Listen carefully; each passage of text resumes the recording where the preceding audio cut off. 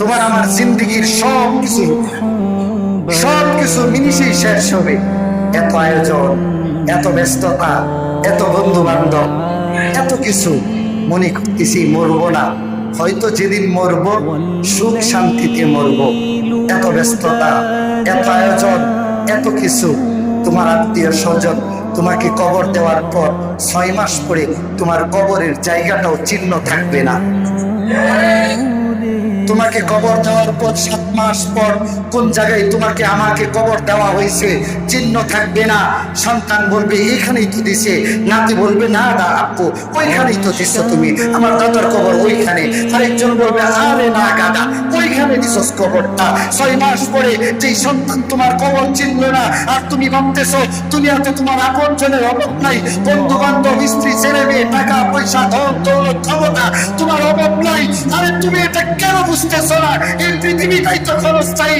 তুমি তো দুনিয়ার জন্য কামাই করছো, আখিরাতের জন্য কি কামাই করছো, কবরের জন্য কি পুঁজি নিছো।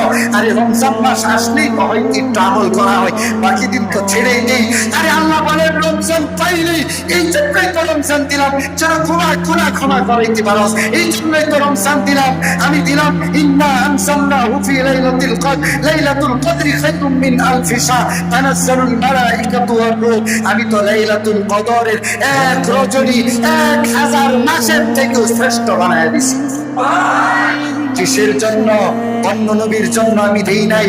মুসা আলাইহিস সালামের নবীর জন্য, মুসার জন্য আমি এই রজনী দেই নাই, ঈসার জন্য দেই নাই, ইব্রাহিমের জন্য দেই নাই, ইউসুফের জন্য দেওয়া হয় নাই, ইসমাইলের জন্য দেওয়া হয় নাই, নূহের জন্য দেওয়া হয় নাই, ইয়াকুবের জন্য দেওয়া হয় নাই, দাউদের জন্য দেওয়া হয় নাই, ইব্রাহিমের জন্য দেওয়া হয় নাই।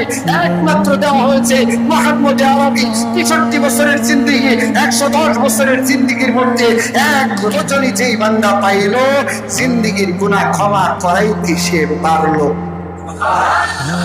এখন আসেন আরেক জায়গায়। কোন জায়গায়? আপনি যদি কারো হক মেরা খান, এই হক তওবা করলে কবুল। কথা ক্লিয়ার না ভেজাল আছে? আপনি যদি আমার হক মেরা খায়া সেজদা দিতে দিতে দিতে দিতে আডু আর কপাল ফুলাইয়া লাইছেন, হজ করেন, দান করেন, কাম হইব?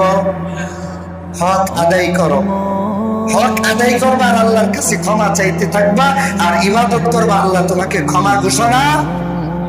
আর যেই বেড়া সুদ খাইব এই বেড়া সেজদা দিলেই দোয়া কবুল হয়ে যাইব ইনশাআল্লাহ। হয়তো না? কথা কয়েন এটা কি সুদ করবে সে নাকি?